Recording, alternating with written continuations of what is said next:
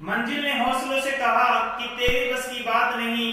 हौसलों ने मंजिल की आंखों में आंखें डाल के कहा कि चल झूठी, तेरी इतनी औकात नहीं। तो दोस्तों, मंजिल को प्राप्त करने के लिए हौसला बनाए रखिए। हमेशा अपना हौसला बनाए रखने से सकारात्मक ऊर्जा प्राप्त होती है और अपनी मंजिल को अवश्य प्राप्त कर लेते हैं। तो आइए दोस्तों, आज हम अध्ययन करेंगे कक्षा 12 के अध्याय नंबर 1 का, जिसका नाम है मानव भूगोल, प्रकृति और विषय क्षेत्र, जिसमें अपने इसे लेक्चर में 3 अध्यायों का अध्ययन, 3 टॉपिकों का अध्ययन करेंगे। पहला है मानव भूगोल का अर्थ, दूसरा परिभाषा और तीसरा है प्रकृति। इन्हीं तीनों टॉपिक्स का अध्ययन करेंगे जो परीक्षा की दृष्टि से अति महत्वपूर्ण है। जो छोटे क्वेश्चन है वो इसी अध्याय में से पूछे जाते हैं और इस अध्याय में से अवश्य एक क्वेश्चन बोर्ड एग्जाम में आता है। तो सबसे पहले मानव भूगोल का अर्थ समझने से पहले देखते हैं कि भूगोल का अर्थ क्या होता है। मानव भूगोल का अर्थ जानने से पहले भूगोल का अर्थ जानते हैं। भूगोल को अंग्रेजी में कहते हैं ज्योग्राफी। भूगोल को अंग्रेजी में ज्योग्राफी कहते हैं। मेरे साथ बोलिए, अवश्य याद होगा। जिसको ग्रीक और यूनानी भाषा में जो प्लस ग्राफोस यानी ज्योग्राफोस कहते हैं। किस भाषा में? ग्रीक या यूनानी भाषा में। उसको 2 टुकड़ों में विभाजित करते हैं, जो प्लस ग्राफोस। ज्योग्राफोस को 2 भाग में बांटे, जो प्लस ग्राफोस। जो का अर्थ हो गया पृथ्वी और ग्राफोस का अर्थ होता है वर्णन। तो शाब्दिक अर्थ हो गया पृथ्वी का वर्णन करना। तो ये साधारण अर्थ है पृथ्वी का वर्णन करना। इसका अर्थ है भूगोल का। भूगोल का साधारण अर्थ क्या हो गया? पृथ्वी का वर्णन करना। अब देखिए, भूगोल शब्द का जनक और भूगोल का जनक अलग अलग हैं। बहुत सारे स्टूडेंट इसमें मार्क खा जाते हैं और एक ही समझ करके आंसर क्या कर देते हैं, इरेटोस्थनीज। जबकि भूगोल शब्द का अर्थ क्या है? शब्द। ये भूगोल शब्द सर्वप्रथम किसने दिया? भूगोल शब्द का जनक कौन है? इरेटोस्थनीज। इरेटोस्थनीज। आइए दूसरा आंकड़ा देखते हैं कि भूगोल का जनक कौन है। भूगोल का जनक कौन है? हिकेटियस। तो इस दोनों में अंतर रखना और याद रखना। भूगोल शब्द का जनक पूछे तो आपको बताना है क्या? इरेटोस्थनीज। और भूगोल का जनक पूछे तो आपको बताना है हिकेटियस। आगे देखिए, अब भूगोल की शाखा, भूगोल की मुख्य 2 शाखा है। कितनी शाखाएं हैं? 2 शाखाएं हैं, भौतिक भूगोल और मानव भूगोल। भौतिक भूगोल और मानव भूगोल, जिसमें भौतिक भूगोल में भौतिक पर्यावरण का अध्ययन किया जाता है और मानव भूगोल में भौतिक पर्यावरण और सांस्कृतिक पर्यावरण दोनों का अध्ययन किया जाता है। भौतिक पर्यावरण और सांस्कृतिक पर्यावरण दोनों का अध्ययन किसमें किया जाता है? मानव भूगोल में। इसकी शुरुआत हुई है 18वीं सदी से। कौन सी सदी से? 18वीं सदी से। अब देखते हैं अपनी पाठ्य पुस्तक में जो बता रखा है वही बताऊंगा मैं। मानव भूगोल का अर्थ साधारण शब्दों में देखें तो मानव भूगोल का अर्थ होता है मानव व प्रकृति। इसमें मानव प्रकृति का अध्ययन किया जाता है, दोनों के अंतर संबंधों का। दोनों के अंतर संबंधों का, मानव प्रकृति के अंतर संबंधों का अध्ययन ही क्या कहलाता है? मानव भूगोल कहलाता है। इसका जो केंद्र बिंदु होता है वो मानव होता है। यानी जो भी क्रिया, जो भी अध्ययन या जो भी निष्कर्ष निकाला जाता है वो मानव को केंद्र बिंदु मान करके अध्ययन किया जाता है। अब पाठ्य पुस्तक में कविता दे रखी है मानव भूगोल को समझने के लिए। अगर ये 4 लाइनें याद हो गई तो ये समझो मानव भूगोल की जो परिभाषा, अर्थ, विषय क्षेत्र सब कुछ याद हो जाएगा। मैं पढ़ के सुना रहा हूं, आप इसको गुनगुनाना। मानव भूगोल में मानव तथ्यों का अध्ययन आता है। यह मानव पर्यावरण के मध्य अंतर संबंधों को बताता है। कृषि पशुपालन उद्योग व्यवसाय किए जाते हैं, परिवहन संचार और व्यापार इसके अंतर्गत आते हैं। हो गई कविता? तो इस 4 लाइनों को अवश्य याद रखिए। इनका अर्थ मैं समझा देता हूं कि मानव भूगोल में मानवीय तथ्यों का अध्ययन किया जाता है, मानव को केंद्र बिंदु मान करके। यह मानव पर्यावरण के मध्य अंतर संबंधों का अध्ययन किया जाता है। मानव व पर्यावरण, मानव व पर्यावरण, पर्यावरण को प्रकृति भी कहते हैं, प्रकृति पर्यावरण एक ही बात है। तो दोनों का अंतर संबंधों का अध्ययन किया जाता है। कृषि पशुपालन उद्योग व्यवसाय किए जाते हैं, कृषि पशुपालन उद्योग व्यवसाय किए जाते हैं। पृथ्वी के पर्यावरण में कृषि की जाती है, पशुपालन किया जाता है, उद्योग और व्यवसाय किए जाते हैं। उसके बाद परिवहन संचार और व्यापार इसके अंतर्गत आते हैं। किसके? मानव भूगोल के अंतर्गत आते हैं। ठीक है, कविता के अंतर्गत आप याद कर सकते हैं। ये तो गए इसका अर्थ। उसके बाद अब आता है परिभाषा। तो सबसे पहले जरूरी है कि मानव भूगोल के जन्मदाता कौन है?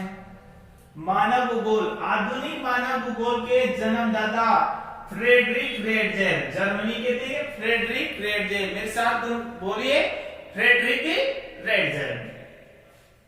अब फ्रेडरिक रेडजेल ने मानव भूगोल की क्या परिभाषा दी है? ये परिभाषा दी है कि मानव भूगोल मानव समाजों और धरातल के बीच अंतर संबंधों का संश्लेषित अध्ययन है। एक बार फिर से दोहराइए, मेरे साथ बोलिए, मानव भूगोल मानव समाजों और धरातल के बीच संबंधों का संश्लेषित अध्ययन है।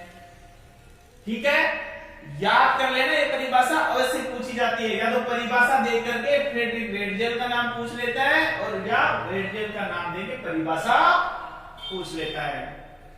फ्रेडरिक रेडजेल जो मानव भूगोल के जनक थे, उन्होंने किताब लिखी थी जिसका नाम है एंथ्रोपोजियोग्राफी। एंथ्रोपोजियोग्राफी, एंथ्रोपोजियोग्राफी। अब आगे देखिए, दूसरा विद्वान जिसका नाम है एलन सैंपल। एलन सैंपल, ये अमेरिका की थी। कहां की थी? अमेरिका की। ये रेडजेल की शिष्या थी। रेडजेल कौन है? मानव भूगोल के जन्म किया जन्मदाता फ्रेडरिक रेडजेल की शिष्य एलन सैंपल। ये नियतिवाद या निश्चयवाद, 3 विचारधाराएं चलती है भूगोल में। मानव भूगोल में 3 विचारधाराएं चलती हैं। पहला कौन सा? नियतिवाद या निश्चयवाद। नियतिवाद या निश्चयवाद एक ही नाम है। दूसरी विचारधारा है संभववाद, और तीसरी विचारधारा है नवनियतिवाद या नवनिश्चयवाद। तो ये तीनों पर जो विचारधारा है वो आगे बताऊंगा मैं आपको, इनकी डिटेल्स अगले वीडियो में। अभी तो केवल ये ध्यान रखिए कि जो नियतिवाद और निश्चयवाद की प्रबल समर्थक कौन थी? Ellen Semple. इन्होंने एक बहुत ही अच्छी परिभाषा दी है मानव भूगोल संबंधित, और काफी प्रसिद्ध, खूब एग्जाम में पूछा जाता है इसके बारे में। ये तो अवश्य याद कर लेना। मानव भूगोल चंचल मानव और अस्थायी पृथ्वी के पारस्परिक परिवर्तनशील संबंधों का अध्ययन है। मानव भूगोल चंचल मानव और अस्थायी पृथ्वी के पारस्परिक परिवर्तनशील संबंधों का अध्ययन है। मानव भूगोल चंचल मानव, अस्थायी पृथ्वी और पारस्परिक परिवर्तनशील संबंधों का अध्ययन है। तो ये परिभाषा एलन सैंपल की है और बहुत ही फेमस परिभाषा है, याद कर लीजिए। अगला विद्वान है विडाल डी ला ब्लास। यह है फ्रांस के। विडाल डी ला ब्लास भी खूब फेमस विद्वान है, और यह है संभववाद की नींव रखी थी। मैं बताया था 3 विचारधारा, उन्हीं में एक विचारधारा है संभववाद, एक है नियतिवाद। तो ये दोनों अपोजिट हो गए। ये तो है नियतिवाद सैंपल, और यह है विडाल डी ला ब्लास संभववाद की नींव रखने वाला। ये बताते हैं कि पृथ्वी और मानव के पारस्परिक संबंधों का एक नया विचार देता है, जिसमें पृथ्वी को नियंत्रित बताया है किसके द्वारा? मानव के प्रभाव के द्वारा। यानी कि जो संभववाद है इसमें मनुष्य सर्वे सर्वा होता है, मनुष्य का प्रभाव सबसे ज्यादा होता है, और पृथ्वी नियंत्रित रहती है। आगे है डिकेन व पीड्स। इन्होंने एक छोटी सी परिभाषा दी है जो सभी स्टूडेंट्स की याद हो जाती है, तो ये परिभाषा भी याद कर लीजिए। मानव और उसके कार्यों को समाविष्ट किया है। किसमें?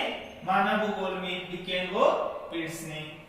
तो ये हो गए अर्थ और परिभाषा, ये हो गए सामान्य परिचय पूर्व ज्ञान। तो 11वीं क्लास में आपको भूगोल के बारे में विस्तृत बताया गया है कि कितनी शाखाएं होती हैं और इन शाखाओं की उप शाखाएं कौन कौन सी होती हैं, भूगोल के जनक कौन हैं। तो ये तो पूर्व ज्ञान है और इसमें अर्थ और परिभाषा आपको बता दिया। अब आते हैं मानव भूगोल की प्रकृति पर। मानव भूगोल की प्रकृति पर देखिए, आपकी किताब में जीन ब्रुनस नामक एक विद्वान है, इन्होंने उदाहरण दिए हैं। कुछ उदाहरण आपकी किताब में दे रखे हैं कि जिस प्रकार अर्थशास्त्र का संबंध किससे है, कीमतों से। किससे है, कीमतों से। और भूगर्भ शास्त्र का अध्ययन संबंध किससे है, चट्टानों से। भूगर्भ शास्त्र का संबंध किससे है, चट्टानों से। और वनस्पति शास्त्र का संबंध है पौधों से। मानवाचार विज्ञान का जो संबंध है जातियों से। इतिहास का संबंध है समय से। और भूगोल का संबंध उसी प्रकार किससे है, स्थान से। यानी कि जब हम अध्ययन करते हैं अर्थशास्त्र का तो कीमतों का अध्ययन किया जाता है। कीमतों में वृद्धि होना, मांग और पूर्ति का नियम, मांग क्यों बढ़ती है, पूर्ति ज्यादा क्यों बढ़ती है, कम क्यों होती है, क्योंकि कीमतें निर्धारित करते हैं। कीमतें ज्यादा होंगी तो मांग कम होगी, ठीक है। उसी प्रकार चट्टानों का अध्ययन किया जाता है, जो पृथ्वी के भूगर्भ शास्त्र में भौतिक भूगोल का पार्ट है, उसका अध्ययन किससे किया जाता है, चट्टानों से। तो इसी प्रकार भूगोल का अध्ययन किससे, भूगोल का संबंध किससे है, स्थान से है। जिसमें 3 क्वेश्चनों का उत्तर खोजने के लिए अध्ययन किया जाता है, कहां, क्यों और कैसे। कोई पर्वत है तो कहां है, क्यों है और कैसे है, वहां किस अवस्था में है, इसी का अध्ययन इन 3 क्वेश्चनों का अध्ययन उत्तर खोजने के लिए किया जाता है। आगे रहेगा मानव द्वारा निर्मित भूदृश्यों का अध्ययन, मानव भूगोल के अंतर्गत किया जाता है। कुछ विश्लेषण दिया गया है कि मानव समूह अपने जैविक, आर्थिक, सामाजिक और सांस्कृतिक विकास के लिए वातावरण का उपयोग किस प्रकार करता है और वातावरण में क्या क्या बदलाव करता है, यह अध्ययन किसमें किया जाता है, मानव भूगोल की प्रकृति में अध्ययन किया जाता है। यानी मानव भूगोल की प्रकृति या नेचर कैसा होगा, मानव भूगोल की प्रकृति, नेचर मानव के द्वारा निर्धारित की जाती है। आर्थिक, सामाजिक, सांस्कृतिक विकास के लिए वातावरण का उपयोग किस प्रकार करता है और वातावरण में क्या क्या बदलाव करता है। यानी कि उपयोग भी कर रहा है और बदलाव भी कर रहा है, इफेक्ट्स भी हो रहे हैं नकारात्मक और सकारात्मक।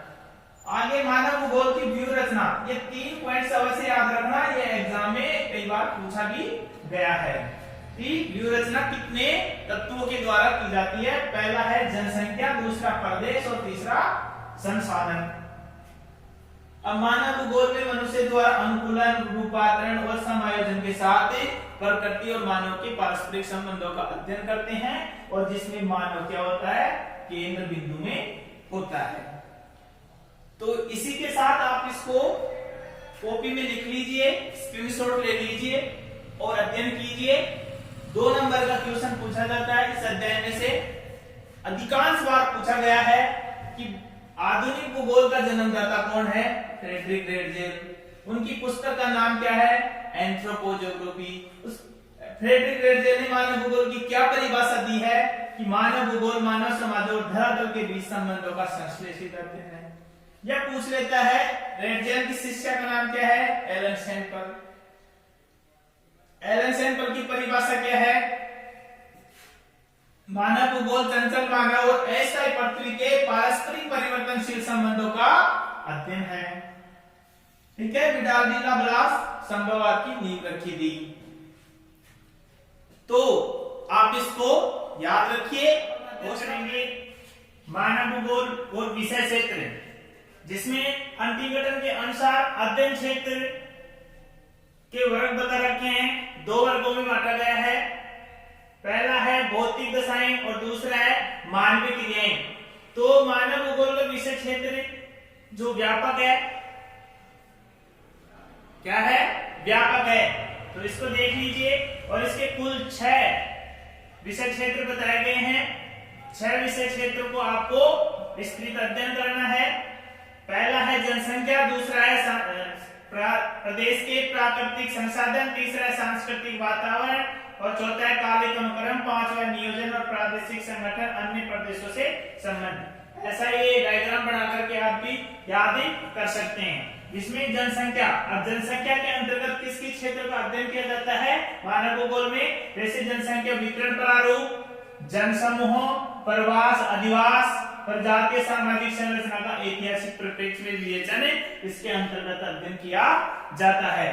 प्रदेश के प्राकृतिक संसाधन में भूमि, जल, वन, खनिजों का अध्ययन व मानवीय क्रियाकलापों पर इनके तत्वों का प्रभाव का भी अध्ययन इसमें किया जाता है, विषय क्षेत्र के अंतर्गत किया जाता है। सांस्कृतिक वातावरण, सभी मानव निर्मित भूदर से, जिसमें सांस्कृतिक तत्व मानव और पर्यावरण के साथ अंतर संबंधों के साथ अध्ययन किया जाता है सांस्कृतिक तत्वों का। अब सांस्कृतिक तत्व कौन कौन से होते हैं? जीव जंतु, मनुष्य का वातावरण के साथ अनुकूलन, जीविका के साधन, परिवहन, भवन निर्माण सामग्री और अधिवास, ये सांस्कृतिक तत्व के अंतर्गत आते हैं।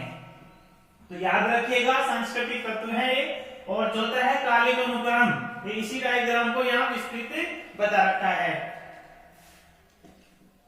कालिक अनुक्रम मानव समाज और भौगोलिक संबंध स्थिर नहीं है, बल्कि क्रियात्मक है, अत्यधिक गत्यात्मक है और लोचपूर्ण है।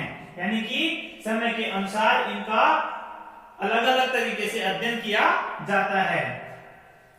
इनका मानव समाज और भौतिक संबंधों का अध्ययन समय के अनुसार परिवर्तित होता रहता है।